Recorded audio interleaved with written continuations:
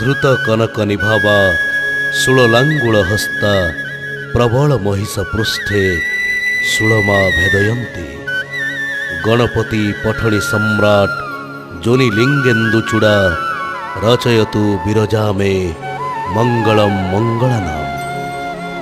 ପବିତ୍ର ଉତ୍କଳର ପରମ ପବିତ୍ର ଶକ୍ତିପୀଠ ବିରଜା ମଣ୍ଡଳ ତ୍ରିତାପ ନାଶକାରୀ ପୁଣ୍ୟପ୍ରଦ ଦିବ୍ୟଭୂମି। ଏହି ପ୍ରସିଦ୍ଧ ବିରଜା କ୍ଷେତ୍ର ପୁରାଣ ପ୍ରସିଦ୍ଧ ଭୂମି। ପ୍ରଳୟ ଜଳପ୍ଲାବନ ମଧ୍ୟରେ ଏହି ପୀଠ ସୁରକ୍ଷିତ ରହେ। ମ୍ଲେଚ୍ଛମାନେ ବିନାଶ ହୁଅନ୍ତି। ସାଧୁ ସନ୍ଥ ଏହି ପୀଠରେ ଆଶ୍ରୟ ନିଅନ୍ତି। ପ୍ରଳୟର ଅବସାନରେ ବ୍ରହ୍ମାଣ୍ଡପତି କ୍ଷୀରସାଗରରେ ଅନନ୍ତ ନିଦ୍ରାରେ ଅଭିଭୂତ ଥିଲାବେଳେ ମହାମାୟା ସୃଷ୍ଟି ସର୍ଜନା ପାଇଁ ତାଙ୍କର ନିଦ୍ରା ଭଙ୍ଗ କରନ୍ତି। ବ୍ରହ୍ମା ଉତ୍ପତ୍ତି ହୁଅନ୍ତି। ବ୍ରହ୍ମାଙ୍କର ଲୋମରୁ ଅଷ୍ଟଗିରି ଜାତ ହୋଇ ପୃଥିବୀକୁ ସ୍ଥିର କରାନ୍ତି। ଅଷ୍ଟଗିରି ମଧ୍ୟରୁ ବିନ୍ଧ୍ୟଗିରି ଏହି ବିରଜା ମଣ୍ଡଳରେ ସ୍ଥାପିତ ହୁଅନ୍ତି। ପୃଥିବୀ ସ୍ଥିର ହେଲା ପରେ ସୃଷ୍ଟି ସର୍ଜନା ପାଇଁ ଏହି ପୀଠରେ ବ୍ରହ୍ମା ଆରମ୍ଭ କରନ୍ତି ଆଦ୍ୟ ଯଜ୍ଞ। ସମସ୍ତ ଦେବତା ଏହି ଯଜ୍ଞରେ ସମ୍ମିଳିତ ହୁଅନ୍ତି। ଯଜ୍ଞ ଅନଳ ମଧ୍ୟରେ ମହାଶକ୍ତି ବିଗ୍ରହ ଧରି ଅବତୀର୍ଣ୍ଣ ହୁଅନ୍ତି। ତାଙ୍କୁ ଦର୍ଶନ କରି ଦେବଗଣ ତାଙ୍କର ସ୍ତୁତି କରନ୍ତି। ଏହି ଆଦ୍ୟାଶକ୍ତି ହେଉଛନ୍ତି ମା ବିରଜା। ସ୍ୱୟଂ ବ୍ରହ୍ମା ଦେବୀଙ୍କର ଏହି ନାମକରଣ କରିଛନ୍ତି। ଦେବୀ ଯାଜପୁରରେ ଅବସ୍ଥାନ କରି ଏହି ପୀଠକୁ ପବିତ୍ର କରିଛନ୍ତି। ଶୋକ ସନ୍ତାପ ହରଣ କରୁଛନ୍ତି। ଦୟାର ପାରାବାର ବୁହାଉଛନ୍ତି।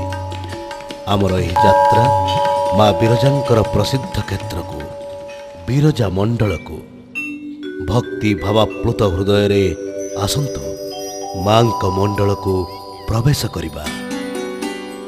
5 ନମ୍ବର ଜାତୀୟ ରାଜପଥର ସନ୍ନିକଟରେ କଟକଠାରୁ 90 କିଲୋମିଟର ଦୂରରେ ମା ବିରଜାଙ୍କର ପବିତ୍ର ବିଜୟସ୍ଥଳୀ ହେଉଛି ବିରଜା କ୍ଷେତ୍ର। ଏହା ଯାଜପୁର ନାମରେ ପରିଚିତ। ଏହି କ୍ଷେତ୍ରର ପ୍ରବେଶ ପଥରେ ବେଲେଶ୍ୱର ମହାଦେବଙ୍କର ପବିତ୍ର ପୀଠ ଅବସ୍ଥିତ।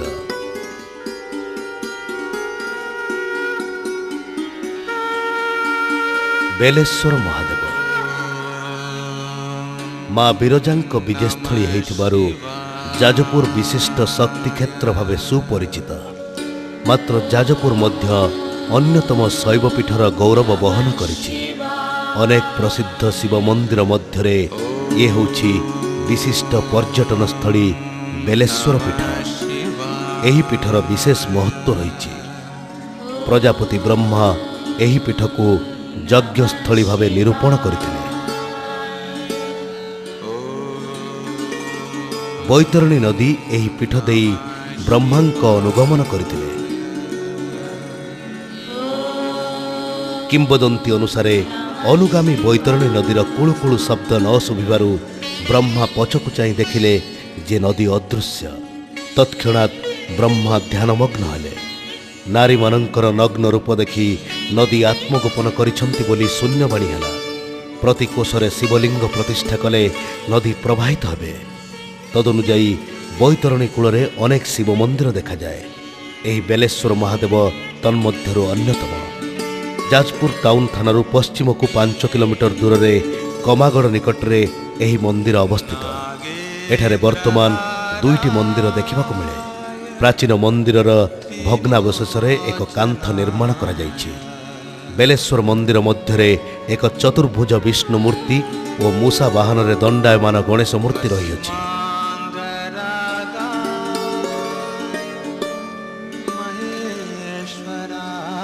କାନ୍ଥରେ ଲଗାଯାଇଥିବା ମୂର୍ତ୍ତି ମଧ୍ୟରେ ନରସିଂହ ମୂର୍ତ୍ତି, କ୍ଷୁଦ୍ର ଗଣେଶ ମୂର୍ତ୍ତି, ଘୋଡ଼ା ଉପରେ ବସିଥିବା ମହାକାଳ ମୂର୍ତ୍ତି ସହିତ ଦ୍ୱିଭୁଜ କାର୍ତ୍ତିକେୟ ମୂର୍ତ୍ତି ଏଠାରେ ଅବସ୍ଥିତ। ଏଠାରେ ଏକ ବିରଳ ବଳରାମ ବିଗ୍ରହ ଦେଖିବାକୁ ମିଳେ। କଳା ପାହାଡ଼ ଦ୍ୱାରା ଭଗ୍ନ ହୋଇଥିବା ଅନେକ ପ୍ରସ୍ତର ମୂର୍ତ୍ତି ଏଠାରେ ରହିଅଛି।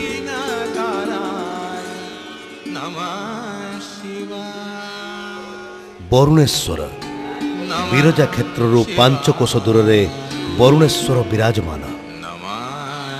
ଏହି ପୀଠର ଦକ୍ଷିଣରେ କୁଶଭଦ୍ରା ନଦୀ, ଉତ୍ତରରେ ଶସ୍ୟକ୍ଷେତ୍ର। ପୌରାଣିକ କିମ୍ବଦନ୍ତୀ ଅନୁଯାୟୀ ଋଷିମାନେ ଶ୍ରାଦ୍ଧ ତର୍ପଣ ପରେ କୁଶକୁ ଏହି ନଦୀରେ ଭସାଇ ଦେଉଥିବାରୁ ଏହାର ନାମ କୁଶଭଦ୍ରା ହୋଇଅଛି।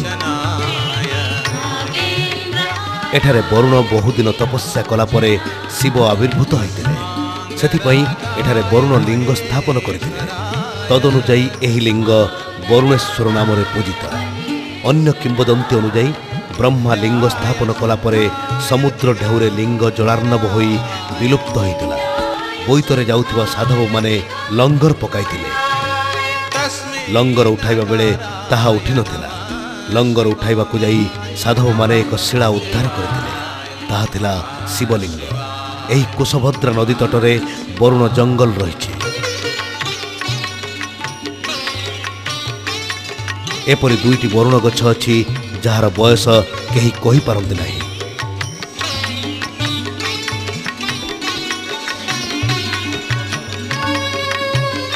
ବରୁଣେଶ୍ୱର ସର୍ବଦା ଜଳମଗ୍ନ। ଶିବରାତ୍ରି ଦିନ ଜଳ ନିଷ୍କାସନ କରାଯାଏ। ପୁନଃ ପାଣି ଝରି ଝରି ଲିଙ୍ଗକୁ ଜଳମଗ୍ନ କରିଦିଏ। ଏ ପୀଠରେ ବୋଇତ ବନ୍ଦାଣ, ମକର ଉତ୍ସବ, ଜାଗର ଉତ୍ସବ, ରଜ ସଂକ୍ରାନ୍ତି ଓ 10 ଦିନ ବ୍ୟାପୀ ଯଜ୍ଞ ଅନୁଷ୍ଠିତ ହୁଏ। ବରୁଣେଶ୍ୱର ମେଳା ମଧ୍ୟ ଅନୁଷ୍ଠିତ ହୁଏ। ବରୁଣେଶ୍ୱର ମନ୍ଦିର ସୋମବଂଶୀ ରାଜାଙ୍କ ଦ୍ୱାରା ନିର୍ମିତ ହୋଇଥିବାର ଜଣାଯାଏ। ଏଠାରେ ପାର୍ଶ୍ୱ ଦେବତା ରୂପେ ଗଣପତି, ପାର୍ବତୀ, କାର୍ତ୍ତିକେୟ ବିଦ୍ୟମାନ। ମନ୍ଦିର ମୁଖଶାଳାରେ ଦୁଇଟି ତୀର୍ଥକ ମୂର୍ତ୍ତି ରହିଅଛି। 6 ଫୁଟ ଉଚ୍ଚତା ବିଶିଷ୍ଟ ପ୍ରାଚୀନ ବୃଷଭ ସ୍ତମ୍ଭ ମଧ୍ୟ ରହିଅଛି। ମନ୍ଦିର ବେଢ଼ାରେ ଜଗତେଶ୍ୱର, ଫଳେଶ୍ୱର, ରାମେଶ୍ୱର, ଭୂତନାଥ ଓ ସ୍ୱପ୍ନେଶ୍ୱର ଆଦି 5ଟି ଶିବ ମନ୍ଦିର ରହିଅଛି। ଏଠାରେ ଚତୁର୍ଭୁଜ ନାରାୟଣ ମୂର୍ତ୍ତି, ହନୁମାନ ଓ ଗରୁଡ଼ ମୂର୍ତ୍ତି ମଧ୍ୟ ରହିଅଛି।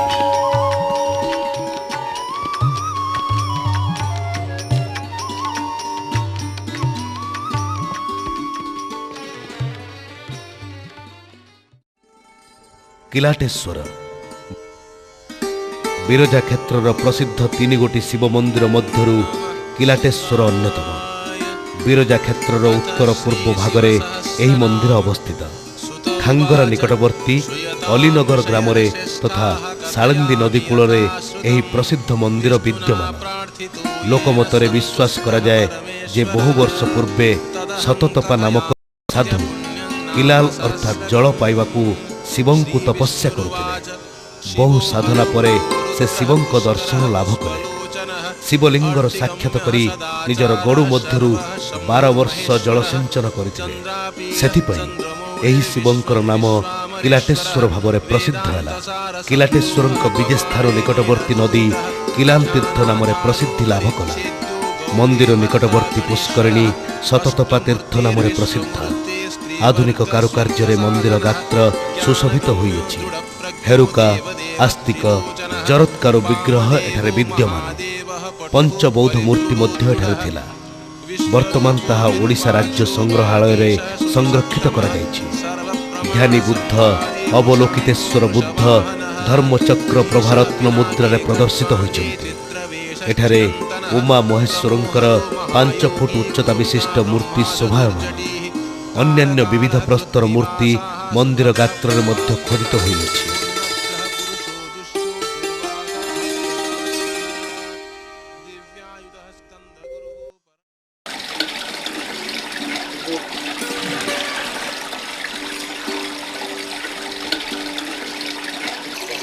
ଗୋନାସିକାରୁ ବୈତରଣୀ ବ୍ରହ୍ମା ଆଦିଯଜ୍ଞ ଅନୁଷ୍ଠାନ କରାଇ ପୃଥିବୀକୁ ସ୍ଥିର କରାଇଲେ। ପୂର୍ଣ୍ଣାହୁତି କରି ନିଜ ଭୁବନକୁ ଯିବା ପାଇଁ ବ୍ରହ୍ମା ମନେ ମନେ ଭାବୁଥାନ୍ତି। କିନ୍ତୁ ଯଜ୍ଞ ଅନଳ ଶାନ୍ତ ହେଉନଥାଏ।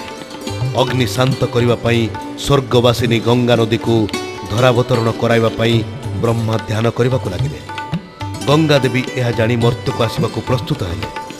ବିରଜା ମଣ୍ଡଳର ପଶ୍ଚିମ ଭାଗରେ ଗୋନାସିକା ପର୍ବତ। ସେହି ପର୍ବତ ଉପରେ ଗଙ୍ଗା ଅବତରଣ କଲେ। ବ୍ରହ୍ମା ତାଙ୍କ ନିକଟରେ ପହଞ୍ଚି ଯଜ୍ଞନଳ ଶାନ୍ତ କରିବାକୁ ଜଣାଇଲେ। ଗଙ୍ଗା କହିଲେ, ଯଜ୍ଞ ସ୍ନାନକୁ ମୋତେ ନେଇ ଚାଲନ୍ତୁ। ଗୋନାସିକାରୁ ବ୍ରହ୍ମା ଆଗେ ଆଗେ ଏବଂ ଗଙ୍ଗା ପଛେ ପଛେ ଚାଲିଲେ। ଯଜ୍ଞନଳ ଗଙ୍ଗା ଜଳରେ ଶାନ୍ତ ହେଲା। ବ୍ରହ୍ମା ଅତ୍ୟନ୍ତ ସନ୍ତୁଷ୍ଟ ହୋଇ କହିଲେ, ହେ ଗଙ୍ଗା, ତୁମେ ମର୍ତ୍ତ୍ୟରେ ମନ୍ଦାକିନୀ ନାମ ଧାରଣ କରି ସମସ୍ତ ପାପ ତାପ କ୍ଷାଳନ କରି ମାନବର ପରମ ଉପକାର କରିବ। ସମସ୍ତଙ୍କୁ ଜଳ ବିତରଣ କରୁଥିବାରୁ ତୁମର ନାମ ହେବ ବୈତରଣୀ। ଏତିକି ବେଳେ ଗଙ୍ଗା ମାତା ଏକ ଅନୁରୋଧ କଲେ, ସମସ୍ତଙ୍କର ପାପତାପ ଧୋଇ ମୁଁ ନିଜେ ପାପ ଜ୍ୱଳନରେ କଷ୍ଟ ପାଇବି। ଏହି କଷ୍ଟରୁ ରକ୍ଷା ପାଇବା ପାଇଁ ଶିବ ଶକ୍ତିକୁ ସ୍ଥାପନ କରନ୍ତୁ। ଶିବଙ୍କ ଶକ୍ତି ବଳରେ ମୁଁ ସମସ୍ତ ପ୍ରାଣୀର ପାପକୁ ଧାରଣ କରିପାରିବି। ଏହା ଶୁଣି ବ୍ରହ୍ମା ଗୋନାସିକା ତୀରରେ ପ୍ରଥମ ଲିଙ୍ଗ ସ୍ଥାପନ କଲେ। ସେହି ଲିଙ୍ଗ ବ୍ରହ୍ମେଶ୍ୱର ନାମରେ ବିଖ୍ୟାତ ଅଟନ୍ତି। ବୈତରଣୀ ନଦୀ ତୀରରେ ପ୍ରତି 5 କୋଶରେ ଶିବଲିଙ୍ଗ ବିଜେ କରି ବୈତରଣୀର ମହିମା ବଢ଼ାଇଅଛନ୍ତି।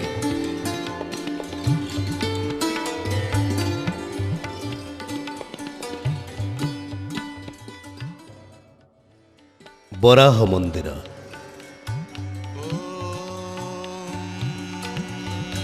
ବିରଜା ତୀର୍ଥରେ ଭଗବାନ ବିଷ୍ଣୁ ବରାହ ରୂପରେ ପୂଜା ପାଉଛନ୍ତି।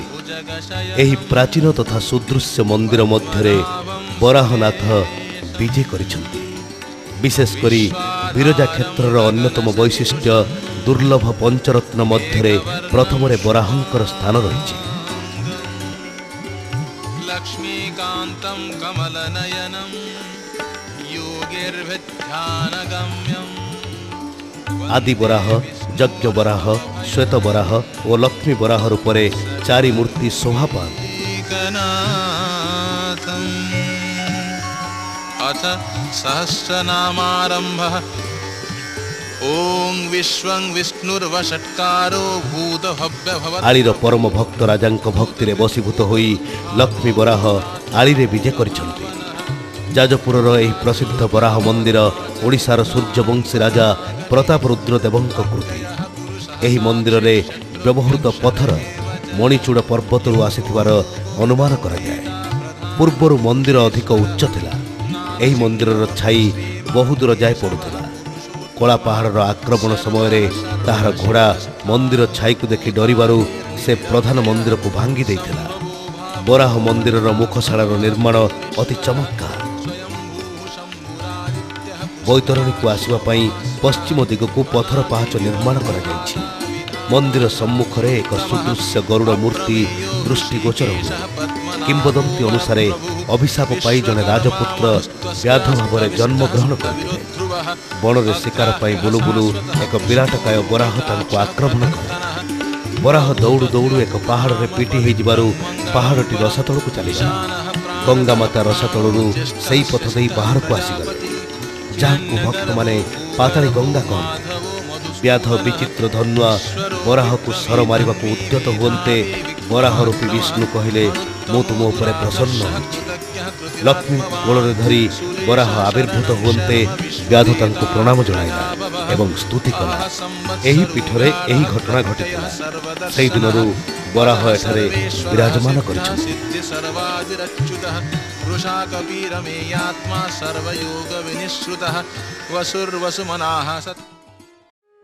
सूर्य मंदिर, नवग्रह मंदिर। जबा कुसुम संकासं काश्यपेयं महाद्युतिं ध्वंतारिं सर्वपापघ्नं प्रणो तस्मै दिवाकरम्। जगतर स्रष्टा तथा पालक सूर्यदेव समस्त सृष्टिर आधार। तांको जोगु सारा सौरमंडल संचालित। केउ अनादि कालरु मनुष्य तांकर पूजार्चना करि आसिछि। बिरजा क्षेत्र में मध्य सूर्य उपासनार धारा प्रचलित। एठारे एक सूर्य मंदिर रही। तत्सहित नवग्रहंकर मूर्तिमान एठारे देखिबाकु मिले। ग्रहगणंकर प्रभाव रे जगत मध्य परिचालित। ग्रहमानंकर शुभ दृष्टि रे मनुष्यर सर्वविध मंगल हुए, पुणी कुदृष्टि रे सर्वनाश हो जाए। तेणु भक्त माने ग्रहमानंकर नाना प्रकार पूजा करि आसंती। एठारे नवग्रहंकर सुंदर मूर्तिमान देखिबाकु मिलिथाए।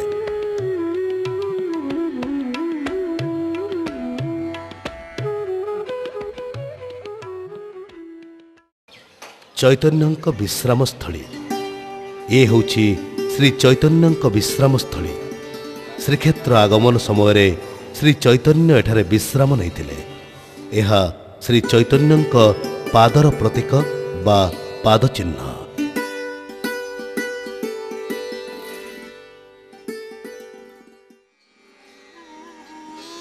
जगन्नाथ मंदिर, लक्ष्मी मंदिर। ଜଗତର ନାଥ ଜଗନ୍ନାଥ ଶ୍ରୀକ୍ଷେତ୍ର ତାଙ୍କର ପ୍ରସିଦ୍ଧ ପୀଠ। ମାତ୍ର ଓଡ଼ିଶାର ଅନ୍ୟାନ୍ୟ ତୀର୍ଥ ତଥା ପୀଠମାନଙ୍କରେ ପ୍ରଭୁ ଶ୍ରୀ ଜଗନ୍ନାଥଙ୍କର ମନ୍ଦିର ଦେଖିବାକୁ ମିଳେ। ବିରଜା କ୍ଷେତ୍ରରେ ମଧ୍ୟ ପ୍ରଭୁ କାଳିଆ ଠାକୁର ଏହି ମନ୍ଦିର ମଧ୍ୟରେ ବିରାଜମାନ କରିଛନ୍ତି। ବିରଜା କ୍ଷେତ୍ର ଏକାଧାରରେ ଶୈବପୀଠ, ଶାକ୍ତପୀଠ ଓ ବୈଷ୍ଣବ ପୀଠ। ବୈଷ୍ଣବ ଭାବଧାରାର ପରିପୂରକ ରୂପେ ଶ୍ରୀ ଜଗନ୍ନାଥ ଏଠାରେ ପୂଜିତ ହେଉଛନ୍ତି। ଅନ୍ୟାନ୍ୟ ଛୋଟ ବଡ଼ ବୈଷ୍ଣବ ପୀଠ ମଧ୍ୟରେ ଦଶାଶ୍ୱମେଧ ଘାଟ ସନ୍ନିକଟ ଏହି ମନ୍ଦିରରେ ଭଗବାନ ଜଗନ୍ନାଥ ଭକ୍ତମାନଙ୍କୁ ନୀତି ପ୍ରତି ଦର୍ଶନ ଦେଉଛନ୍ତି। ମାଦଳା ପାଞ୍ଜି ଅନୁଯାୟୀ ତ୍ରିମୂର୍ତ୍ତି ଅର୍ଥାତ୍ ଶ୍ରୀ ଜଗନ୍ନାଥ, ଶ୍ରୀ ବଳଭଦ୍ର ଓ ସୁଭଦ୍ରା ଦେବୀଙ୍କର ଉପାସନା ଏଠାରେ ହୋଇଥାଏ। ଅନଙ୍ଗ ଭୀମଦେବଙ୍କ କୀର୍ତ୍ତିର ପ୍ରତୀକ ଏହି ମନ୍ଦିର ଆଫଗାନଙ୍କ ଦ୍ୱାରା ବିଧ୍ୱସ୍ତ ହୋଇଥିଲା। ବର୍ତ୍ତମାନ ଦୃଶ୍ୟମାନ ଏହି ମନ୍ଦିରଟି ରଘୁଜୀ ଭୋସଲାଙ୍କ ଦ୍ୱାରା ଅଷ୍ଟାଦଶ ଶତାବ୍ଦୀରେ ପୁନଃ ନିର୍ମିତ ହୋଇଛି। ଏଠାରେ ସିଂହଦ୍ୱାର, ମୁକ୍ତିମଣ୍ଡପ, ସ୍ନାନ ମଣ୍ଡପ, ଦୋଳ ମଣ୍ଡପ ପ୍ରଭୃତି ଅତି ସୁଦୃଶ୍ୟ। ଏହି ଦେଉଳଟିର ଉଚ୍ଚତା ପ୍ରାୟ 62 ଫୁଟ। ବିମଳେଇ ଠାକୁରାଣୀ, ଏହା ହେଉଛି ମା ବିମଳେଇଙ୍କ ମନ୍ଦିର। ଭକ୍ତମାନଙ୍କ ପାଇଁ କାହିଁ କେଉଁ କାଳରୁ ମା ବିମଳେଇ ଏଠାରେ ପୂଜା ପାଇ ଆସୁଛନ୍ତି।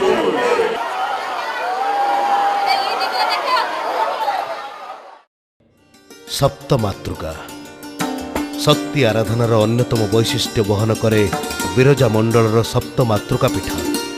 ଏଠାରେ ସ୍ୱୟଂ ଆଦିଶକ୍ତି 7 ଗୋଟି ମୂର୍ତ୍ତିରେ ବିରାଜମାନ। ବ୍ରାହ୍ମୀ, ମାହେଶ୍ୱରୀ, କୌମାରୀ, ବୈଷ୍ଣବୀ, ବରାହୀ, ଇନ୍ଦ୍ରାଣୀ ଓ ଚାମୁଣ୍ଡା ସପ୍ତମାତୃକା ଅଟନ୍ତି। ଚାମୁଣ୍ଡା ଯମମା 7 ଭଉଣୀ।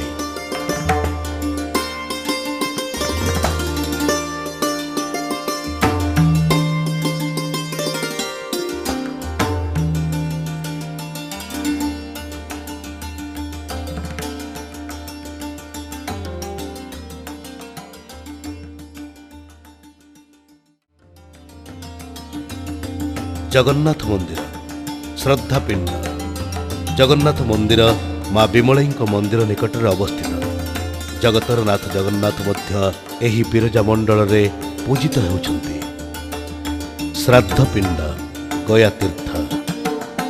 ବିରଜା ମଣ୍ଡଳର ଅନ୍ୟତମ ପବିତ୍ର ସ୍ଥାନ ହେଉଛି ଗୟା ତୀର୍ଥ। ଏହି ତୀର୍ଥର ମହିମା ପୁରାଣ ପ୍ରସିଦ୍ଧ ଅଟେ।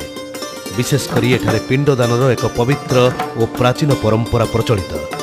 କୁହାଯାଏ ଏ ପୀଠରେ ପିଣ୍ଡଦାନ କଲେ ସପ୍ତପୁରୁଷ ଉଦ୍ଧାର ପାଇଥାନ୍ତି। ଚୈତ୍ର, ବୈଶାଖ, ଆଶ୍ୱିନ, ପୁଷ, ମାଘ ଓ ଫାଲ୍ଗୁନ ମାସ ପିଣ୍ଡଦାନ ପାଇଁ ବିଶିଷ୍ଟ ମାସ ଅଟେ। ଯେଉଁ 45 ଦିନ ପିତୃପକ୍ଷ ହୁଏ ସେହି ଦିନମାନଙ୍କରେ ପିଣ୍ଡଦାନ ବିଧେୟ ଅଟେ। ଏହି ସମୟର ପିଣ୍ଡଦାନ ନର୍କରୁ ଉଦ୍ଧାର କରିଥାଏ। ଗୟା କ୍ଷେତ୍ର 3ଟି ନାମରେ ନାମିତ: ପାଦଗୟା, ନାଭିଗୟା ଓ ଶିରଗୟା। ନାଭିଗୟା ବିରଜା ମଣ୍ଡଳରେ ବୈତରଣୀ କୂଳରେ ବିଦ୍ୟମାନ। ଅସଂଖ୍ୟ ଶ୍ରଦ୍ଧାଳୁ ଯଥା ସମୟରେ ପିଣ୍ଡଦାନ ପାଇଁ ଏଠାରେ ଏକତ୍ରିତ ହୁଅନ୍ତି। ବିଧିପୂର୍ବକ ପିଣ୍ଡଦାନ କରି ବ୍ରାହ୍ମଣମାନଙ୍କୁ ପାନ, ଭୋଜନ, ଦକ୍ଷିଣା ପ୍ରଦାନ କରି ପିତୃପୁରୁଷଙ୍କୁ ଉଦ୍ଧାର କରିଥାନ୍ତି। କୁହାଯାଏ ଦେବୀ ବିରଜା ପିଣ୍ଡକୁ ପିତୃଗଣଙ୍କ ନିକଟରେ ପହଞ୍ଚାଇଥାନ୍ତି। କାରଣ ଦେବୀ ବିରଜାଙ୍କୁ ପିତୃରୂପିଣୀ ବୋଲି ପ୍ରାର୍ଥନା କରାଯାଏ। ଦେବୀ ଦେବୀ ମହାଦେବୀ ତୁଠ ଦେବୀ ପିତୃରୂପିଣୀ, ତୁଠ ଦେବୀ ସର୍ବଭୂତାନାଂ ଗୟାୟାଂ ମୁକ୍ତିଦାୟିନୀ।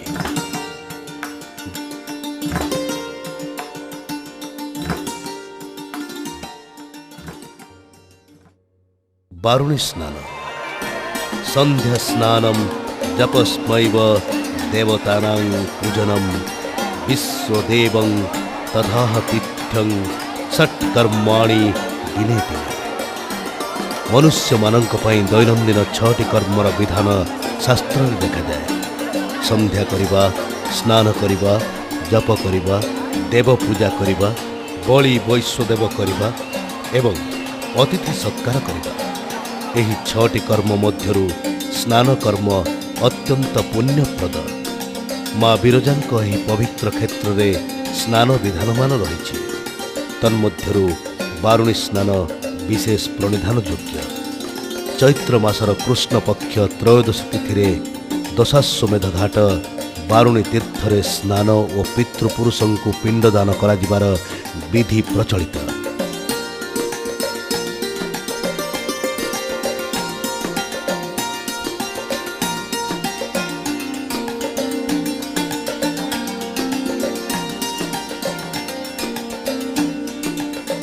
ଭକ୍ତମାନେ ଯୋଗ ମୁହୂର୍ତ୍ତକୁ ଦେଖି ଏଠାରେ ବହୁ ସଂଖ୍ୟାରେ ପବିତ୍ର ସ୍ନାନ କରିଥାନ୍ତି। ଏଠାରେ ତର୍ପଣ କଲେ ପିତୃପୁରୁଷଗଣ ମୁକ୍ତି ପାଇଥାନ୍ତି। ଯୋଗ ଲଗ୍ନରେ ପବିତ୍ର ବୈତରଣୀରେ ସ୍ନାନ କରି ଗୋଦାନ ସୁବର୍ଣ୍ଣଦାନ ବିପ୍ରମାନଙ୍କୁ ଦିଆଯାଏ।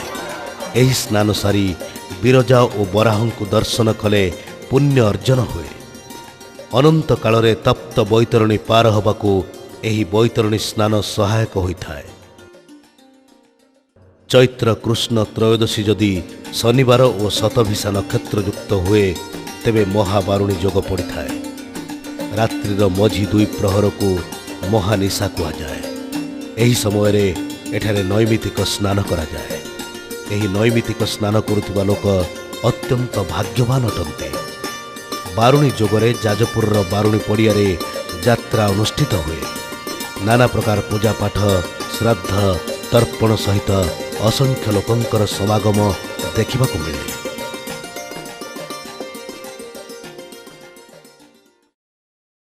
ଅଠରନଳା ପୁରୀ ସହରର ପ୍ରବେଶ ଦ୍ୱାରରେ ଯେଉଁଭଳି ଅଠରନଳା ପଡ଼େ ଠିକ୍ ସେହିପରି ବିରଜା ମଣ୍ଡଳର ପ୍ରବେଶ ଦ୍ୱାରରେ ମାଙ୍କର ଅଠରନଳା ବିଦ୍ୟମାନ।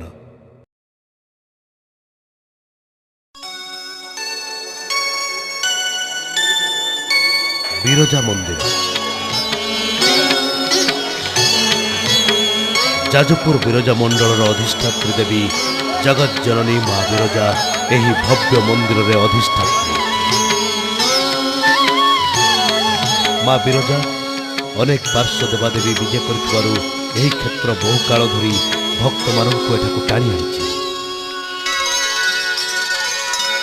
गोपी निवासिनी दुष्ट विनाशिनी घर घर वादिनी हासरती घंट विनोदिनी डंबरु वादिनी। बेढ़ार पार्श्व देवता रूपे एक पाद भैरव 108 शिवलिंग मंथर गामिनी गान व नाभि गया प्रतिष्ठित होइछि।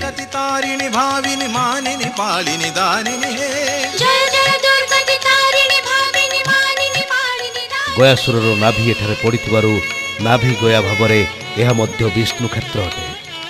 ଏହି ମନ୍ଦିର ଯାଜପୁର ଟାଉନ ବସଷ୍ଟାଣ୍ଡ ଠାରୁ ବିଞ୍ଝାରପୁର ଆଡ଼କୁ ଗଲେ ମାତ୍ର 2.5 କିଲୋମିଟର ଦୂରରେ ପଡ଼େ।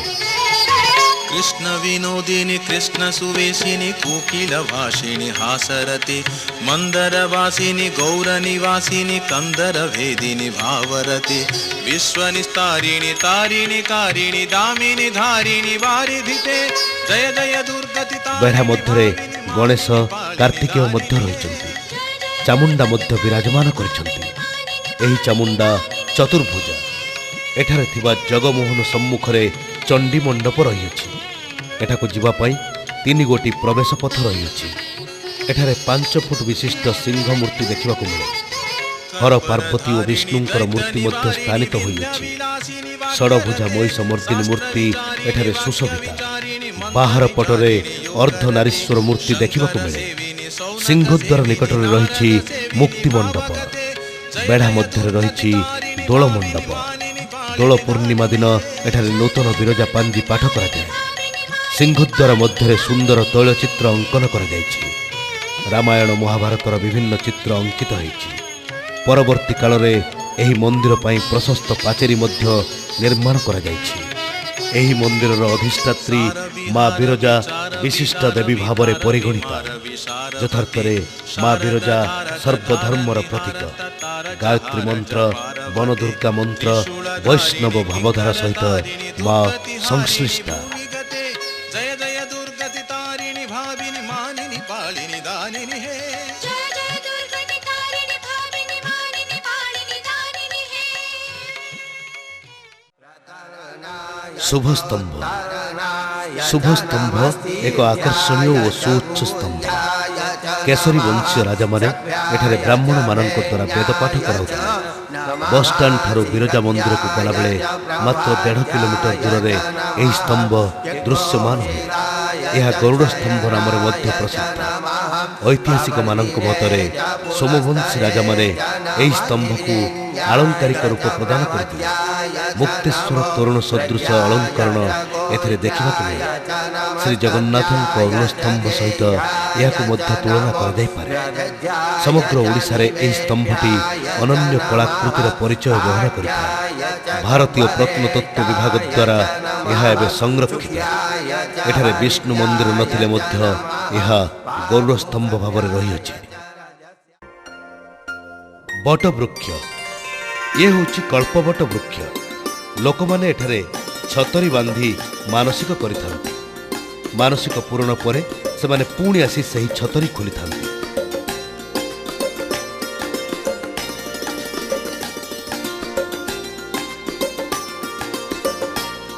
नाभिगया विरजा मंडल में अन्यतम पवित्र तीर्थ रूपे नाभिगया जनमानसरे केउ कालरू निजर वैशिष्ट्य रखी आसी। पुराण मतरे गया विष्णुंकर परम भक्त और प्रबल प्रतापी असुर। से दीर्घ काल धरी कठोर तपस्या करथिला। तार उग्र तपस्या देखि ब्रह्मा मध्य भयभीत हेले। देवगण भगवान विष्णुंक शरणापन्न होई गयार तपस्या विषय जणाइले। विष्णु ब्रह्मा को पठाई कोलाहल पर्वत एक यज्ञ करने को गया को प्रवर्ताइथिले। विष्णु भक्त गयासुर निज शरीर को भूमि उपर लोटाई देई ता उपर यज्ञ करिवार प्रस्ताव देला। ब्रह्मा गयार नाभि गर्त को कुंड करी यज्ञ आरंभ कले। यज्ञानलर उत्तापरे गयार शरीर विचलित हेबारु विष्णु गदा भारे तार शरीर को स्थिर कराइदेले। गया किंतु अधिक जंत्रणा अनुभव करी विष्णु को निजर व्यथा विषय जणाइला। विष्णु ता प्रति सदय होई वर प्रदान कले।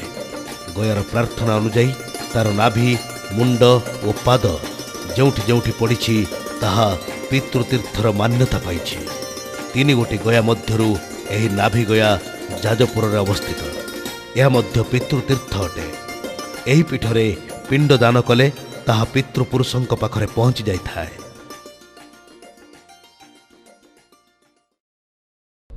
दक्ष यज्ञ कैलास पर्वतरे देवदेव महादेव सतींक सहित उपवेशन करिथांती।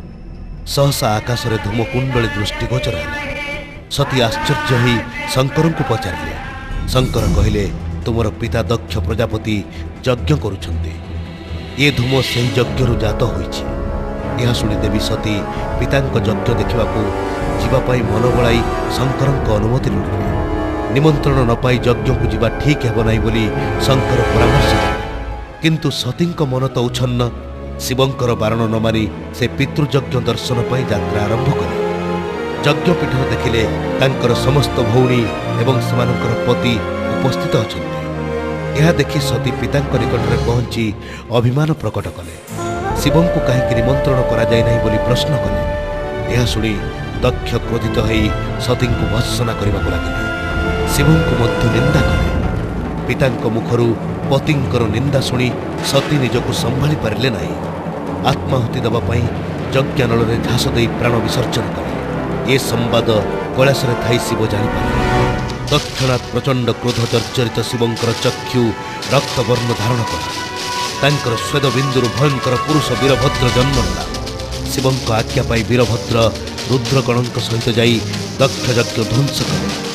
देवदेव महादेव यज्ञपीठरे उपस्थित होई यज्ञ कुंडरू सतींक अर्धदग्ध शरीर आनी क्रोधरे तांडव रचना करी समग्र पृथ्वी परिक्रमा करबाकू लागिले।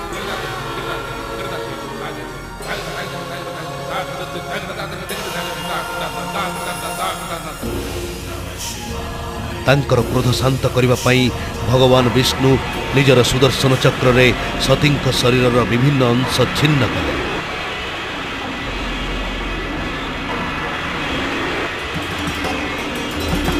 देवींक अंगमान जोठी जोठी पतित हैला ताहा शक्तिपीठ भाव में प्रसिद्धि लाभ कला। एहीपरि भाव में 51 शक्तिपीठ स्थापित हैला। सतींकर नाभि विरजा क्षेत्र में पतित होइथिला। एणु एही स्थान नाभि क्षेत्र नाम नामित। यह मध्य प्रसिद्ध शक्तिपीठर गौरव बहन करे।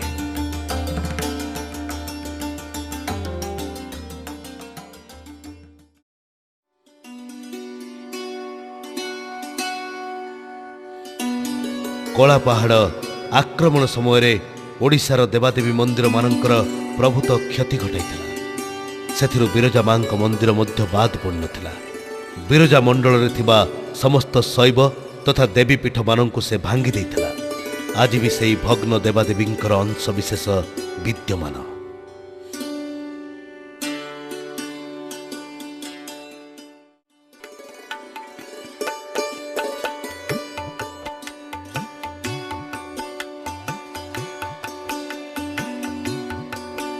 ବିରଜାଙ୍କ ରଥଯାତ୍ରା ହିନ୍ଦୁ ଦେବାଦେବୀଙ୍କ ମଧ୍ୟରେ ଏକମାତ୍ର ଦେବୀ ବିରଜା ଯିଏକି ରଥାରୋହଣ କରନ୍ତି। ଜିତାଷ୍ଟମୀ ତିଥିରେ ବ୍ରହ୍ମ ସରୋବରରେ ତୀର୍ଥ ଆବାହନ କରାଯାଇ ସ୍ୱପ୍ନାବେଶରେ ପ୍ରାପ୍ତ ବିଲ୍ୱ ଶାଖା ଛୁଆଇ ସୁନିଆ ଦିନ ରଥ ଅନୁକୂଳ କରାଯାଏ। ମହାଳୟା ଅମାବାସ୍ୟା ତିଥିରେ ରଥାଧିବାସ କରାଯାଇ ପ୍ରତିପଦା ଦିନ ରଥ ପ୍ରତିଷ୍ଠା କରାଯାଏ। ମାଙ୍କର ବିଜେ ପ୍ରତିମା ରଥାରୂଢ଼ ହୋଇ ବେଢ଼ା ପରିକ୍ରମା କରନ୍ତି। ରଥ 1 ଘେରାରୁ 9 ଘେରା ପର୍ଯ୍ୟନ୍ତ ଚାଲିଥାଏ। ଦେବୀଙ୍କ ରଥର ନାମ ବିଜୟା। ଏହା ସିଂହଧ୍ୱଜ ବିଶିଷ୍ଟ ଅଟେ। ସାରଥୀ ଚତୁର୍ମୁଖ ବ୍ରହ୍ମା, ପାର୍ଶ୍ୱଦେବତା ଭାବେ ଅଷ୍ଟଦିଗପାଳ, ନବଗ୍ରହ, ଦ୍ୱାଦଶ ଆଦିତ୍ୟ, ଅଷ୍ଟବସୁ, ଚତୁର୍ନଦୀ, ଅଷ୍ଟ ସରସ୍ୱତୀ ଓ ପଞ୍ଚ ନୃସିଂହ ରହିଥାନ୍ତି। ରଥ ରକ୍ଷାକାରିଣୀ ମହାସରସ୍ୱତୀ। ରଥର ବର୍ଣ୍ଣ ରକ୍ତପିତ, କୃଷ୍ଣ ଓ ଶ୍ୱେତ ବର୍ଣ୍ଣ। ପ୍ରତିପଦାଠାରୁ ନବମୀ ପର୍ଯ୍ୟନ୍ତ ଏହି ରଥଯାତ୍ରା ଅନୁଷ୍ଠିତ ହୁଏ। ନିକଟସ୍ଥ ଲାଖବିନ୍ଧା ପଡ଼ିଆରେ ବିଜୟ ଘୋଷ ପୂର୍ବକ ଯାତ୍ରା ପରିସମାପ୍ତ ହୁଏ। ଦୁର୍ଗାପୂଜା ଅବସରରେ ଅନୁଷ୍ଠିତ ଏହି ନବଦିନାତ୍ମକ ରଥଯାତ୍ରା ଭକ୍ତମାନଙ୍କୁ ଦୂରଦୂରାନ୍ତରରୁ ଆକୃଷ୍ଟ କରିଥାଏ। ଶାରଦୀୟ ଉତ୍ସବର ପ୍ରତିପଦା ତିଥିଠାରୁ ନବମୀ ତିଥି ଯାଏ 9 ଥର ଭ୍ରମଣ କରନ୍ତି ମା ବିରଜା। ଭ୍ରମଣରେ ଅକ୍ଷମାଳାର ସୂଚନା ମିଳେ। ସତେଅବା ଦେବୀ 108 ଥର ଜପ କରି ବିଶ୍ୱର ମଙ୍ଗଳ କାମନା କରିଥାନ୍ତି। କାନ୍ୟକୁବ୍ଜ ଓ ଶ୍ରୀକ୍ଷେତ୍ରରୁ ଆସିଥିବା ବ୍ରାହ୍ମଣମାନେ ଯାଜପୁରରେ ଅବସ୍ଥାନ କରନ୍ତି। ନାଭିକ୍ଷେତ୍ର, ଗଦାକ୍ଷେତ୍ର ଓ ଶକ୍ତିପୀଠରେ ବ୍ରାହ୍ମଣମାନଙ୍କର ଅବସ୍ଥାନ ଏହି କ୍ଷେତ୍ରକୁ ପବିତ୍ର କରିଛି। ମା ବିରଜାଙ୍କର ଏହି ରଥଯାତ୍ରା ପୀଠର ମାହାତ୍ମ୍ୟକୁ ବହୁଗୁଣିତ କରିଛି। ପତିତ ପାବନ ଯାତ୍ରାରେ ମା ନନ୍ଦିଘୋଷରେ ବିଜେ କରୁଥିବା ବେଳେ ଏଠି ସେ ନିଜେ ରଥର ଈଶ୍ୱରୀ।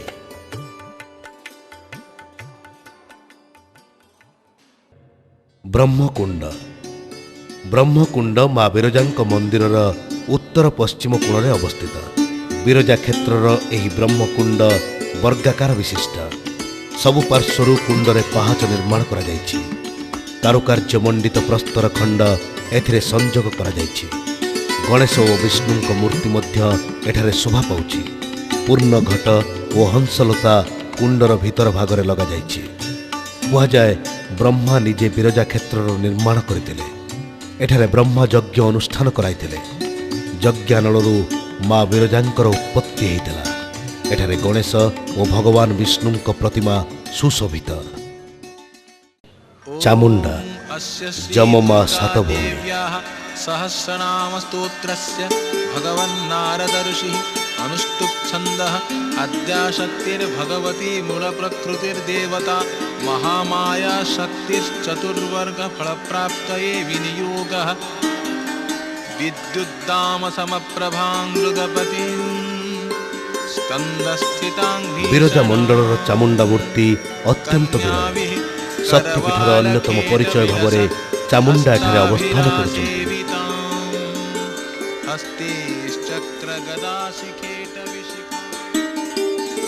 ଅଡ଼ଷଠି ତୀର୍ଥ। ବିରଜା ମଣ୍ଡଳରେ 68 ତୀର୍ଥ ଦର୍ଶନର ସୌଭାଗ୍ୟ ମିଳିଥାଏ। ପୁରାଣ ବର୍ଣ୍ଣନା ଅନୁଯାୟୀ ଏଠାରେ 68ଟି ପ୍ରଧାନ ତୀର୍ଥ ରହିଅଛି। ବିରଜା କ୍ଷେତ୍ର ତ୍ରିକୋଣ ଭୂମି। ଏହି କ୍ଷେତ୍ରକୁ ମଧ୍ୟ ପଞ୍ଚକୋଶୀ କୁହାଯାଏ।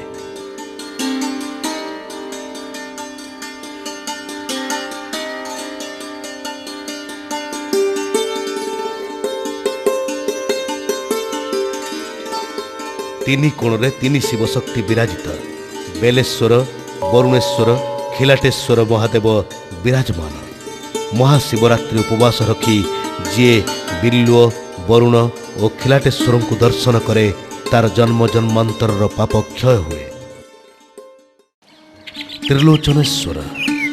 କୁହାଯାଏ ଗୋଟିଏ ଶିବଲିଙ୍ଗରୁ ଗୋଟିଏ କମ୍ ହେବାରୁ ଯାଜପୁର ବାରାଣାସୀ ହୋଇପାରିନାହିଁ। ଅର୍ଥାତ୍ ଭାରତର ଯେତେ ସବୁ ଶୈବ କ୍ଷେତ୍ର ରହିଛି ତନ୍ମଧ୍ୟରେ ଯାଜପୁର ଦ୍ୱିତୀୟ ସ୍ଥାନ ଅଧିକାର କରିଅଛି।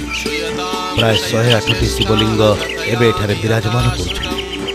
ତନ୍ମଧ୍ୟରୁ ଜାଉଁଳି ବନ୍ଧର ତ୍ରିଲୋଚନେଶ୍ୱର ଅନ୍ୟତମ। ସୋମେଶ୍ୱର ମନ୍ଦିର। ସୋମେଶ୍ୱର ମନ୍ଦିର ତ୍ରିଲୋଚନେଶ୍ୱର ମନ୍ଦିରର ବିପରୀତ ଦିଗରେ ବାଛିଆରୀଠାରେ ଅବସ୍ଥିତ। ସିଦ୍ଧେଶ୍ୱର। ବିରଜା କ୍ଷେତ୍ରରୁ 5 କିଲୋମିଟର ପୂର୍ବରେ ସୁନ୍ଦରୀ ମୁହ ଛକ। ସେଠାରେ ଉତ୍ତର ଦିଗକୁ 3 କିଲୋମିଟର ଦୂରରେ ପ୍ରଭୁ ସିଦ୍ଧେଶ୍ୱରଙ୍କ ମନ୍ଦିର। ବେଢ଼ାର ପୂର୍ବରେ 2ଟି, ଦକ୍ଷିଣରେ ଗୋଟିଏ ମନ୍ଦିର ରହିଛି। ଏଠାରେ ଭଗ୍ନ ଗଣେଶ ମୂର୍ତ୍ତି ଓ ବୁଦ୍ଧ ମୂର୍ତ୍ତି ରହିଅଛି।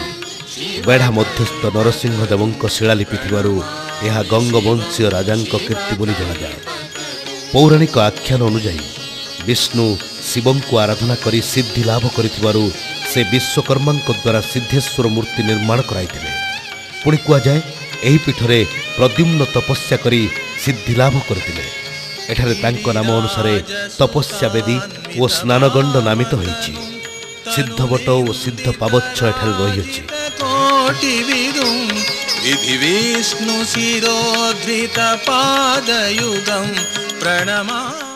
ଏହିଠାରୁ ବୈତରଣୀ ନଦୀ ଉତ୍ତରାଭିମୁଖୀ ହୋଇଅଛି। ପ୍ରତ୍ୟେକ ଦିନ ଏଠାରେ ଖେଚୁଡ଼ି ଭୋଗ ହୁଏ। ଚୈତ୍ର ଶୁକ୍ଲାଷ୍ଟମୀରେ ଅଶୋକାଷ୍ଟମୀ ଯାତ୍ରା ପାଳନ କରାଯାଏ। ଏହି ଯାତ୍ରାର ନାମ ରସିକା କଢ଼ି। କୁହାଯାଏ 7 ଥର ଯିବ ପୁରୀ, ଥରେ ଯିବ ଯଦି ରସିକ କଢ଼ି, ସବୁ ପାପ ଯିବ ଛାଡ଼ି।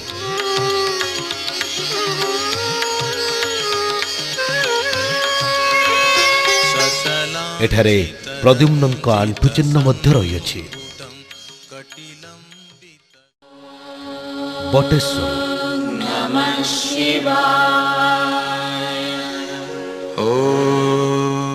ବାସୁଦେବପୁର ଠାରେ ଅବସ୍ଥିତ ଏ ହେଉଛି ଅତି ପୁରାତନ ବଟେଶ୍ୱର ମନ୍ଦିର।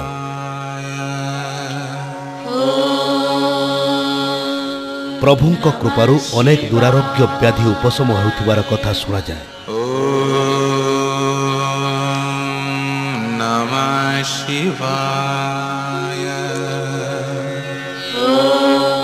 ଏଠାରେ ଗ୍ରାମଦେବତୀ ବ୍ରାହ୍ମଣୀଙ୍କର ଦର୍ଶନ ମିଳିଯାଏ। ତତ୍କାଳୀନ ପୂଜକ ଏଠାରେ ଜଗନ୍ନାଥ ମନ୍ଦିର କରାଇଛନ୍ତି।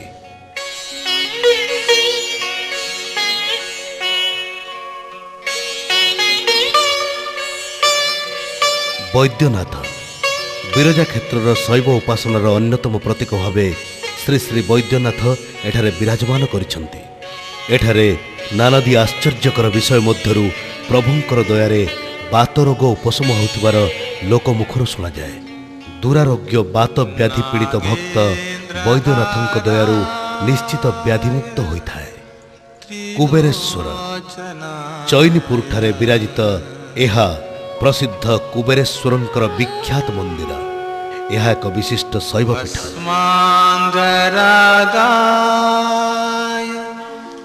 ମହେଶ୍ୱରାୟ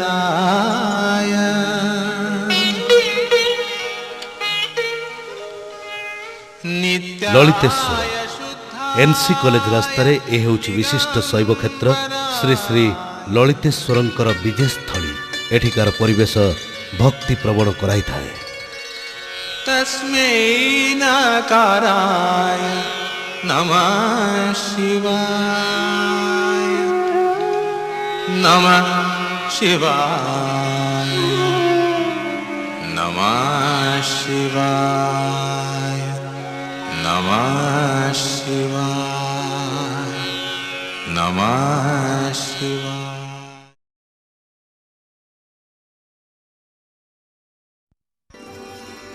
ରାମ ମନ୍ଦିର। ଏ ହେଉଛି ମର୍ଯ୍ୟାଦା ପୁରୁଷ ଶ୍ରୀ ରାମଚନ୍ଦ୍ରଙ୍କର ବିଜେସ୍ଥଳୀ। भगवान ईश्वर ऋषि अनुष्टुप छंदः श्रीरामः परमात्मा देवता श्रीमन्महाविष्णुरिति बीजम् गुणभिर्निर्गुणो ଯାଜପୁର ଅନ୍ତର୍ଗତ ସାନସାହା ପୋଳଠାରେ ଏହି ଶ୍ରୀରାମ ମନ୍ଦିର ରହିଅଛି। ଏଠାରେ ବିବାହ ବ୍ରତ ଆଦି ଶୁଭ କାର୍ଯ୍ୟ କରାଯାଏ। ଏହାର ପରିସରରେ ଅନ୍ୟାନ୍ୟ ଦେବାଦେବୀଙ୍କ କ୍ଷୁଦ୍ର ମନ୍ଦିର ମଧ୍ୟ ରହିଅଛି। राजीवलोचन श्रीमानिति ध्यानं श्रीराम प्रीत्यर्थं दिव्य सहस्रनाम जपे विनियोगः करन्यास श्रीरामचन्द्राय ଏଠାରେ ବିଶାଳ ହନୁମାନ ବିଗ୍ରହ ପ୍ରତିଷ୍ଠିତ। तर्जनीभ्यां नमः रघुनाथाय इति मध्यमाभ्यां नमः भरताग्रजाय इति अनामिकाभ्यां नमः दशरथात्मजाय इति कनिष्ठाभ्यां नमः हनुमत्प्रभवे इति करतलकरपृष्ठाभ्यां नमः हृदयादिन्यास श्रीरामचन्द्राय इति हृदयाय नमः सीतापतये इति शिरसि स्वाहा रघुनाथाय इति शिखायै वौषट् भरताग्रजाय इति कवचाय हुं दशरथात्मजाय इति नेत्रत्रयाय वौषट् हनुमत्प्रभवे इति अस्त्राय फट् ध्यानम् विज्ञानहेतुं विमलायताक्षं प्रज्ञानरूपं स्वसुखैकहेतुं श्रीरामचन्द्रं हरिमादिदेवं परात्परं राममहं भजामि तत्त्वस्वरूपं पुरुषं पुराणं स्वतेजसा पुरितविश्वमेकं राजाधिराजं रविमण्डलस्थं विश्वेश्वरं ସତ୍ସଙ୍ଗ ବିହାର ଠାକୁର ଶ୍ରୀ ଶ୍ରୀ ଅନୁକୂଳ ଚନ୍ଦ୍ରଙ୍କର ସୁଦୃଶ୍ୟ ସତ୍ସଙ୍ଗ ବିହାର ଏଠାରେ ଶୋଭା ପାଉଛି।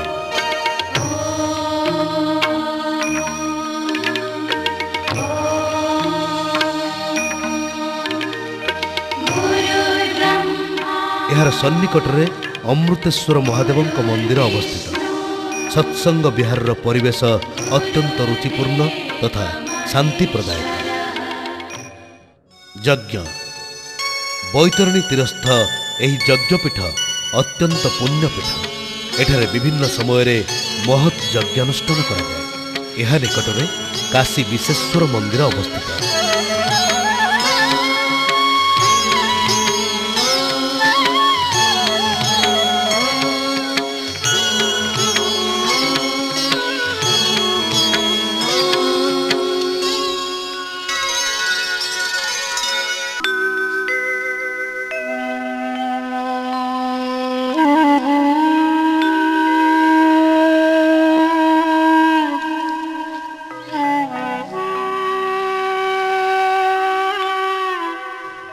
ଗୋପୀନାଥ ଜୀଉ ଏହା ହରିପୁରର ଗୋପୀନାଥ ଜୀଉ ମନ୍ଦିର।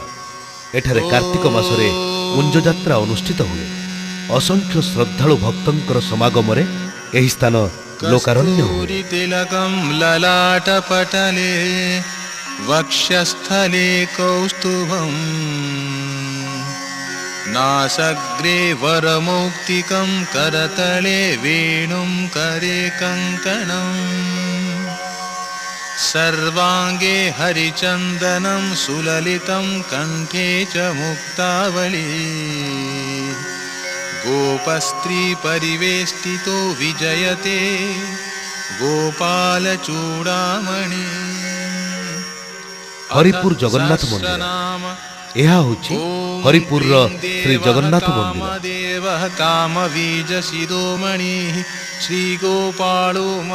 ସିଙ୍ଗାପୁର ନାରାୟଣ ଇଏ ହେଉଛନ୍ତି ଶ୍ରୀ ଶ୍ରୀ ସିଙ୍ଗାପୁର ନାରାୟଣ।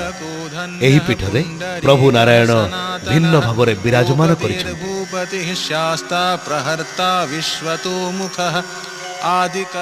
ଏଠାରେ ପଣା ସଂକ୍ରାନ୍ତିରେ ବିଶାଳ ଯାତ୍ରା ଅନୁଷ୍ଠିତ ହୁଏ।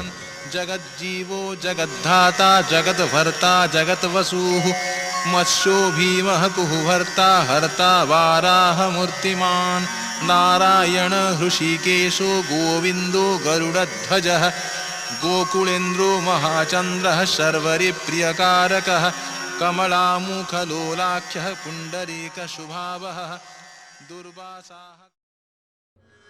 ଛତିଆ ବଟ 5 ନମ୍ବର ଜାତୀୟ ରାଜପଥ ନିକଟସ୍ଥ ଏ ହେଉଛି ମାଳିକା ପ୍ରସିଦ୍ଧ ପବିତ୍ର କ୍ଷେତ୍ର ଛତିଆ ବଟ।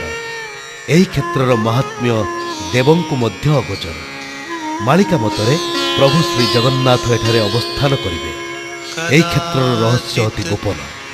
ଏଠାରେ ପ୍ରଭୁଙ୍କ ଉଦ୍ଦେଶ୍ୟରେ ଭକ୍ତମାନେ ନୀତି ପ୍ରତି ଭକ୍ତି ଅର୍ଘ୍ୟ ନିବେଦନ କରିଥାନ୍ତି।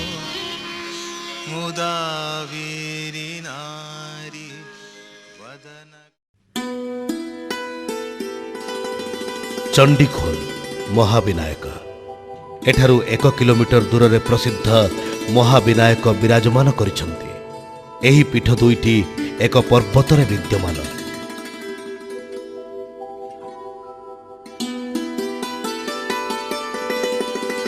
ପର୍ବତର ଆକାର ପ୍ରାୟ 7 କିଲୋମିଟର।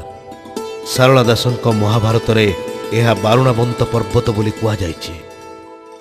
ଭାରତୀୟ ସଂସ୍କୃତିରେ ପଞ୍ଚ ଦେବାଦେବୀଙ୍କୁ ପ୍ରମୁଖ ସ୍ଥାନ ଦିଆଯାଇଛି।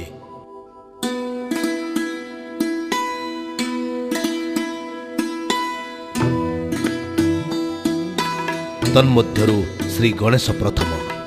କେତେକଙ୍କ ମତରେ ଏ ବିନାୟକ କ୍ଷେତ୍ର ହେଉଛି ରାଜାଙ୍କ ନିବାସସ୍ଥଳୀ, ଛତିଆବଟ ମନ୍ତ୍ରୀଙ୍କ ନିବାସ ସ୍ଥାନ।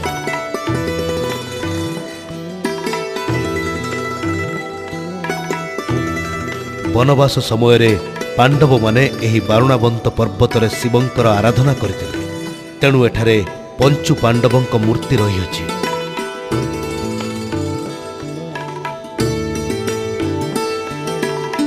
ଅନ୍ୟ ମତରେ ମାତା କୁନ୍ତୀ ଓ ମାତା ଗାନ୍ଧାରୀ ଏଠାରେ ଶିବଙ୍କୁ ପୂଜା କରିଥିଲେ। ପୁରାଣ ଶ୍ରୁତି ଅନୁସାରେ ଗାନ୍ଧାରୀ ଏଠାରେ ଶିବ ପୂଜା କରିବାକୁ ଆସନ୍ତି, କିନ୍ତୁ ସେ ଦେଖନ୍ତି ଯେ ପୂର୍ବରୁ କିଏ ଆସି ଏଠାରେ ପୂଜା କରିସାରିଛି। ଏହା ଜାଣିବା ପାଇଁ ସେ ଗୁପ୍ତରେ ଆସି ଲକ୍ଷ୍ୟ କଲେ ଯେ କୁନ୍ତୀ ପୂଜା କରୁଛନ୍ତି। ଏହା ଦେଖି ଗାନ୍ଧାରୀ ରାଗିଗଲେ ଓ କୁନ୍ତୀଙ୍କୁ ପୂଜା କରିବାକୁ ବାରଣ କଲେ।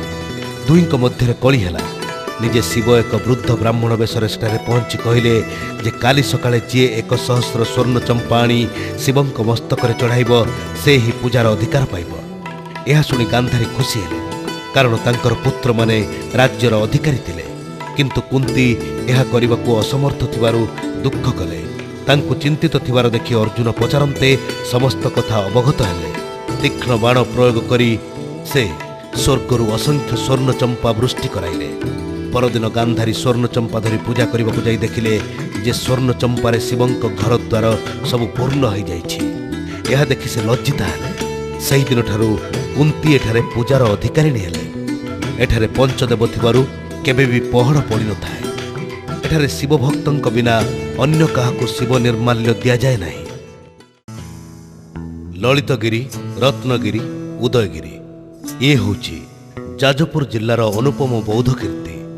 ସମୟକ୍ରମେ ଭଗବାନ ବୁଦ୍ଧଙ୍କର ଅନୁଗାମୀମାନେ ଓଡ଼ିଶାର ନାନାଦି ସ୍ଥାନରେ ନିବାସ କରୁଥିଲେ। ସେମାନେ ବୌଦ୍ଧ କୀର୍ତ୍ତିମାନ ନିର୍ମାଣ କରି ଆମ ଓଡ଼ିଶାର କୀର୍ତ୍ତିକୁ ବହୁଗୁଣିତ କରିଛନ୍ତି। ଏହି ଓଡ଼ିଶା ମାଟିରେ ବୌଦ୍ଧ ଧର୍ମର ପ୍ରବାହ ଏକଦା ପ୍ଲାବିତ କରୁଥିଲା। ଏହି ମାଟିରେ ଚଣ୍ଡାଶୋକ ଧର୍ମାଶୋକରେ ପରିଣତ ହୋଇଥିଲେ। ବୌଦ୍ଧ ସନ୍ନ୍ୟାସୀ ଶ୍ରମଣମାନଙ୍କର ଉପସ୍ଥିତିରେ ଏହି ମାଟି ପବିତ୍ର ହୋଇ ଉଠିଥିଲା। ପୁରୀ, ଭୁବନେଶ୍ୱର ବ୍ୟତୀତ ଯାଜପୁର ଜିଲ୍ଲାରେ ଅବସ୍ଥିତ ଲଳିତଗିରି, ରତ୍ନଗିରି, ଉଦୟଗିରି ବୌଦ୍ଧମାନଙ୍କର ପବିତ୍ର ପୀଠ ଭାବରେ ବିଶେଷ ପ୍ରସିଦ୍ଧି ଲାଭ କରିଥିଲା। ଏହି 3 ଗୋଟି ବୌଦ୍ଧ ଭୂମିର ସମନ୍ୱୟକୁ ହୀରକ ତ୍ରିଭୁଜ କୁହାଯାଏ। 5 ନମ୍ବର କ ଜାତୀୟ ରାଜପଥ ଧାରରେ ଲଳିତଗିରି ବିଦ୍ୟମାନ। କଟକଠାରୁ 55 କିଲୋମିଟର ଦୂରରେ ଅବସ୍ଥିତ ଏହି ବୌଦ୍ଧପୀଠ ଓଡ଼ିଶାର ଅନ୍ୟତମ ଧାର୍ମିକ କ୍ଷେତ୍ର ଓ ପର୍ଯ୍ୟଟନ ସ୍ଥଳୀ। ପ୍ରାୟ ପ୍ରଥମ ଶତାବ୍ଦୀରେ ଏହି ବୌଦ୍ଧ କ୍ଷେତ୍ର ସ୍ଥାପିତ ହେବାର ଅନୁମାନ କରାଯାଏ। 7ମ ଶତାବ୍ଦୀରେ ଚୀନର ପରିବ୍ରାଜକ ହୁଏନସାଙ୍ଗ ଏ ସ୍ଥାନକୁ ଆଗମନ କରିଥିଲେ। ସେତେବେଳେ ଏଠାରେ ପୁଷ୍ପଗିରି ବିଶ୍ୱବିଦ୍ୟାଳୟ ଥିବା କଥା ସେ ତାଙ୍କ ବିବରଣୀରେ ବର୍ଣ୍ଣନା କରିଛନ୍ତି। ପାହାଡ଼ ଉପରେ ବୌଦ୍ଧ ସ୍ତୂପ ଥିବାର ସୂଚନା ମଧ୍ୟ ମିଳିଥାଏ। ବଜ୍ରଯାନ ସମ୍ପ୍ରଦାୟର ଏହା ଏକ ପ୍ରମୁଖ କ୍ଷେତ୍ର ଥିଲା। ମହାଯାନର ମଧ୍ୟ ଅନେକ କୀର୍ତ୍ତି ଏଠାରେ ଦୃଷ୍ଟିଗୋଚର ହୁଏ। ସେ ସମୟରେ ଶିକ୍ଷା ଲାଭର ଅନ୍ୟତମ କ୍ଷେତ୍ର ଭାବରେ ପୁଷ୍ପଗିରି ବିଶ୍ୱବିଦ୍ୟାଳୟ ବିଶେଷ ପରିଚିତି ଲାଭ କରିଥିଲା। ପରବର୍ତ୍ତୀ ସମୟରେ ଏଠାରେ ମନ୍ଦିର ନିର୍ମାଣ କରାଯାଇଛି। ବିଭିନ୍ନ ପ୍ରାଚୀନ କୀର୍ତ୍ତିର ସୁରକ୍ଷା ପାଇଁ ଏଠାରେ ଏକ ସଂଗ୍ରହାଳୟ ମଧ୍ୟ ସ୍ଥାପନ କରାଯାଇଛି। ବିଶେଷ କରି ଓଡ଼ିଶାର ପର୍ଯ୍ୟଟନ ମାନଚିତ୍ରରେ ଏହି କ୍ଷେତ୍ର ବିଶେଷ ସ୍ଥାନର ଅଧିକାରୀ। ଅନୁରୂପ ବୌଦ୍ଧ କ୍ଷେତ୍ର ଭାବରେ ଯାଜପୁର ଜିଲ୍ଲାର ରତ୍ନଗିରି ଅତ୍ୟନ୍ତ ଜଣାଶୁଣା। ଏହି କ୍ଷେତ୍ର ଭୁବନେଶ୍ୱରଠାରୁ 100 କିଲୋମିଟର ଦୂରରେ ଅବସ୍ଥିତ। ଜଣାଯାଏ ଏହା 5ମ ଶତାବ୍ଦୀର କୀର୍ତ୍ତି। ଏକ କ୍ଷୁଦ୍ର ପାହାଡ଼ ଉପରେ ରତ୍ନଗିରି ବୌଦ୍ଧପୀଠ ଅବସ୍ଥିତ। ବୌଦ୍ଧ ଧର୍ମର ଗରିମାମୟ ଭାବଧାରା ଏଠାରେ ପ୍ରବାହିତ ହେଉଥିଲା। ଶ୍ରମଣମାନଙ୍କର ପଠନ ପାଠନ ଧର୍ମୋପଦେଶ ନିବାସ ସ୍ଥାନ ଭାବରେ ଏହା ବିଶେଷ ଗୌରବ ବହନ କରେ। ନିକଟସ୍ଥ ଗ୍ରାମଗୁଡ଼ିକରେ ସୁନ୍ଦର ପରିବେଷ୍ଟନୀ ମଧ୍ୟରେ ଏହି ରତ୍ନଗିରି ଅତ୍ୟନ୍ତ ପ୍ରାକୃତିକ ସୌନ୍ଦର୍ଯ୍ୟରେ ବିମଣ୍ଡିତ। ଏଠାରେ ଶ୍ରୀ ରତ୍ନଗିରି ମହାବିହାର ଓ ଆର୍ଯ୍ୟ ଭିକ୍ଷୁ ସଂଘ ପ୍ରତିଷ୍ଠିତ ହୋଇଛି। ଗମନାଗମନର ଯଥେଷ୍ଟ ବ୍ୟବସ୍ଥା ଥିବାରୁ ଏହା ଓଡ଼ିଶାର ପର୍ଯ୍ୟଟନ ବିଭାଗରେ ବିଶେଷ ଭୂମିକା ଗ୍ରହଣ କରିଅଛି। ଏହା ମଧ୍ୟ ତାନ୍ତ୍ରିକ ବୌଦ୍ଧପୀଠ ଭାବରେ ବିଶେଷ ପରିଚୟ ବହନ କରିଥିଲା। ବଜ୍ରଯାନ ସମ୍ପ୍ରଦାୟ ମହାନ ବାର୍ତ୍ତାବହ ଭାବରେ ଏହି ରତ୍ନଗିରି ଏକ ଅନନ୍ୟ ବୌଦ୍ଧପୀଠ। ଏଠାରେ ଭଗ୍ନ ଅର୍ଦ୍ଧଭଗ୍ନ ଏବଂ କେତେକ ସୁରକ୍ଷିତ ଭାସ୍କର୍ଯ୍ୟ ଦେଖିବାକୁ ମିଳେ। ଏଠାରେ ସଂଗ୍ରହାଳୟ ପର୍ଯ୍ୟଟକମାନଙ୍କୁ ବିଶେଷ ଆନନ୍ଦ ପ୍ରଦାନ କରିଥାଏ। ଓଡ଼ିଶା ପର୍ଯ୍ୟଟନ ମାନଚିତ୍ରର ଏହା ଏକ ପ୍ରଧାନ କେନ୍ଦ୍ର। ଏଠାରେ ବଜ୍ରପାଣି ଓ ଲୋକେଶ୍ୱର ପ୍ରତିଷ୍ଠିତ ହୋଇଛନ୍ତି। ଗୌତମ ବୁଦ୍ଧଙ୍କର ଏକ ସୁଦୃଶ୍ୟ ପ୍ରତିମା ଏହି ପୀଠର ସୁଷମାକୁ ଆହୁରି ଚମତ୍କାର କରିପାରିଛି। ହୀରକ ତ୍ରିଭୁଜର ଅନ୍ୟତମ ବିନ୍ଦୁ ଭାବେ ଯାଜପୁର ଜିଲ୍ଲା ଅନ୍ତର୍ଗତ ଉଦୟଗିରି ଏକ ବିଶିଷ୍ଟ ବୌଦ୍ଧପୀଠ। ଏହା ଏକ ପ୍ରସିଦ୍ଧ ଐତିହାସିକ ତଥା ବୌଦ୍ଧ କ୍ଷେତ୍ର ଭାବରେ ବିଶେଷ ପରିଚିତ। ଯାଜପୁର ରୋଡ୍ ଠାରୁ ଉଦୟଗିରିର ଦୂରତା ପ୍ରାୟ 42 କିଲୋମିଟର। ଐତିହାସିକ ମତରେ ଏହାର ପ୍ରାଚୀନ ନାମ ଥିଲା ମାଧବପୁର ମହାବିହାର। ଏଠାରେ ଗମ୍ବୁଜ ଓ ସ୍ତୂପାକୃତି ନିର୍ମାଣ ଦେଖିବାକୁ ମିଳିଥାଏ। ପ୍ରାକୃତିକ ସୁଷମା ବିମଣ୍ଡିତ ଏହି ପ୍ରସିଦ୍ଧ ବୌଦ୍ଧ କ୍ଷେତ୍ର ଓଡ଼ିଶାର ପର୍ଯ୍ୟଟନ ମାନଚିତ୍ରରେ ବିଶେଷ ସ୍ଥାନ ଅଧିକାର କରିଅଛି। ବୌଦ୍ଧ ଧର୍ମର ନୀରବ ବାର୍ତ୍ତାବହ ରୂପେ ଉଦୟଗିରିର ପ୍ରସ୍ତର ପଟ୍ଟରେ ସତେଅବା ଅନେକ କାହାଣୀ ଇତିହାସ ଲିଖିତ ହୋଇଅଛି। ସମୟର ଅନନ୍ତ ଗର୍ଭରେ ଏହାର ବହୁ କୀର୍ତ୍ତି କାହାଣୀ ବିଲୀନ ହୋଇଯାଇଥିଲେ ବି ଏବେ ଏହାର ସମ୍ମୋହନ ରୂପଶ୍ରୀ ଜନମାନସକୁ ଆନ୍ଦୋଳିତ କରିଆସିଛି।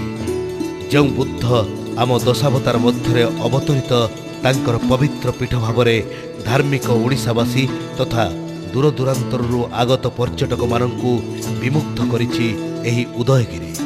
ହୀରକ ତ୍ରିଭୁଜର ପରିକଳ୍ପନା ମାଧ୍ୟମରେ ଆମେମାନେ ଏହି 3 ଗୋଟି ପ୍ରସିଦ୍ଧ ବୌଦ୍ଧପୀଠକୁ ସମ୍ମାନ ଜଣାଇ ଆସିଛୁ।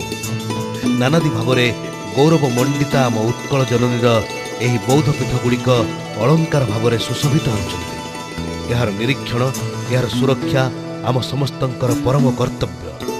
କାଳର କରାଳ କବଳରେ ଜୀର୍ଣ୍ଣ ଶୀର୍ଣ୍ଣ ହୋଇଯାଉଥିବା ଏହି କୀର୍ତ୍ତି ସମୂହକୁ ପୁନର୍ଜୀବନ ଦେବାର ପ୍ରୟାସ ଆମେ ନିରନ୍ତର କରିବା ଆବଶ୍ୟକ। ତେବେ ଏହି କୀର୍ତ୍ତି ଆମର ପରବର୍ତ୍ତୀ ପିଢ଼ିକୁ ଆମର ଇତିହାସ ଆମର ଜୀବନୀ ଆମର କୀର୍ତ୍ତି ସମ୍ପର୍କରେ ସମ୍ୟକ୍ ଅବଗତ କରାଇପାରିବ। ଏଗୁଡ଼ିକର ସୁରକ୍ଷା ଆମର ଜାତୀୟ କର୍ତ୍ତବ୍ୟ। ଆସନ୍ତୁ ଆମେ ସମସ୍ତେ ମିଳିମିଶି ଏଥିପ୍ରତି ଦୃଷ୍ଟି ଦେବା, ଏହାର ଯତ୍ନ ନେବା।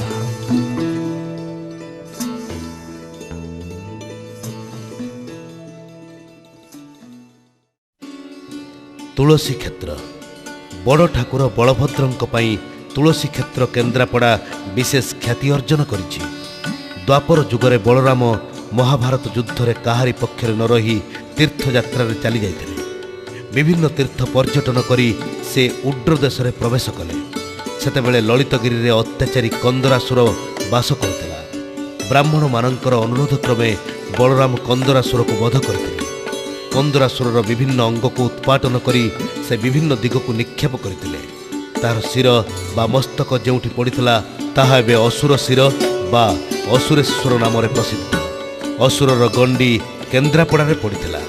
ସେ ସ୍ଥାନର ବର୍ତ୍ତମାନ ନାମ ବଳଗଣ୍ଡି। କନ୍ଦରାସୁରର ମୁଖ୍ୟ ସେନାପତି ମଧୁ ଦୈତ୍ୟକୁ ମଧ୍ୟ ବଳରାମ ବଧ କରିଥିଲେ। ତାହାର ରକ୍ତରେ ଏକ ନଦୀ ବୋହିଯାଇଥିଲା ଯାହାର ନାମ ମଧୁସାଗର। କନ୍ଦରାସୁରର ଏକମାତ୍ର କନ୍ୟା ଥିଲା, ତାହାର ନାମ ତୁଳସୀ। ପିତାର ମୃତ୍ୟୁ ପରେ ସେ ବଳରାମଙ୍କର ଶରଣ ପଶିଥିଲା। ବଳରାମ ତା ପ୍ରତି ଦୟାକରି ତାହାକୁ କେନ୍ଦ୍ରାପଡ଼ାରେ ବିବାହ କରି ରହିବାକୁ ଓ କଳିଯୁଗ ପର୍ଯ୍ୟନ୍ତ ତୁଳସୀ ବୃକ୍ଷ ହୋଇ ଅପେକ୍ଷା କରିବାକୁ ବର ପ୍ରଦାନ କଲେ।